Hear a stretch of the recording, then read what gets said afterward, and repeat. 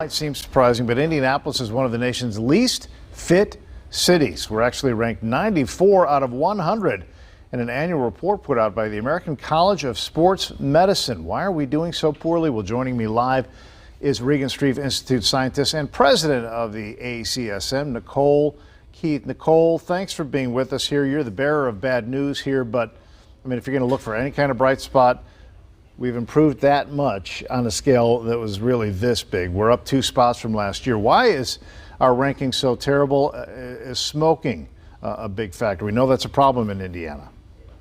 Smoking is a factor, but the American Fitness Index looks at personal behaviors. It also looks at policies and the built environment. So some of it is based on personal behavior, but some of it is based on the city in which we live and the policies under which we live. Okay, I want to dig deeper into those things. When you talk about the personal behavior, that just means not as much exercising. Are you looking at, memberships at health clubs? How do you measure and quantify that?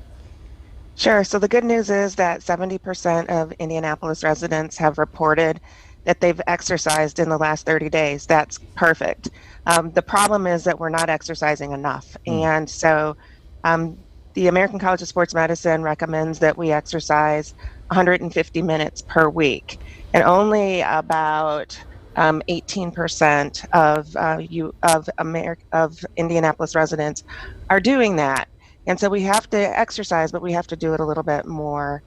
About 2% of us report biking and walking to work, and that's a really low number. But then if we look at the Indianapolis bike and walk scores, they're also very low. About 40 for the bike score and about 20 for the walk score, and that's out of 100.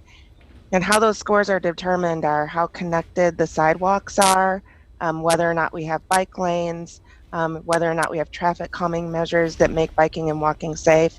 And that has a lot to do with city planning and what laws are in place for pedestrians and cyclists. So some of it is on us, but some of it is on our policymakers. So do you think that people will look at that and sort of use that as, okay, well, it's because they don't have enough bike paths. I can't control bike paths. But I know obesity rates, that also factors into this as well, or am I wrong?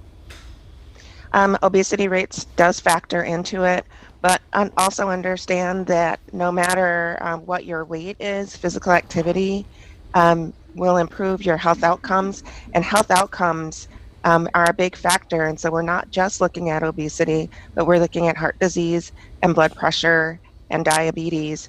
And these are all positively impacted whether you lose weight or not if you're physically active. Does this bum you out when you see how far down the list, or do you see it as these are our marching orders, and do you think we can make some real improvement here in the final seconds that we have left? Look at them like opportunities. We're a competitive city, and all 100 cities who are considered in the index are also competitive. So we're getting better. We've been doing this for 13 years. Indianapolis has more trails.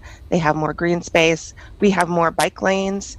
We're doing better. We just have to continue to improve. We've got to get out and use those. Hey, thank you very much. Nice to chat with you there from the west side, and stay healthy and have a good weekend.